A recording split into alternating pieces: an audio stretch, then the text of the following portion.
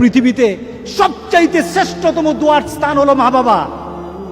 ওই মা বাবা যদি হাত পাতে আরশ পর্যন্ত পৌঁছে যায়, ওই মা বাবা যদি বদদুয়া করে, পৃথিবীর সব তীর সব টার্গেট মিস হতে পারে, কিন্তু মা বাবার বদদুয়া কখনো মিস হয় না, কখনো মিস হয় না।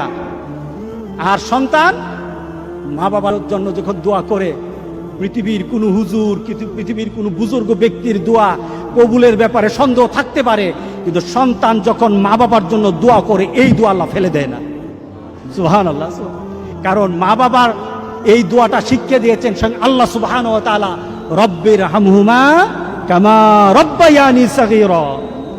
আপনি কবরে থাকবেন, আপনি প্রত্যেক নামাজে আপনার সন্তান দোয়া করবে আপনার জন্য, রব্বির হামহুমা কামা রব্বায়ানি সাগীরা। পড়েন, মা বাবার জন্য দোয়া করেন প্রতি নামাজে বলেন মা বাবার জন্য, রব্বির হামহুমা কামা রব্বায়ানি সাগীরা।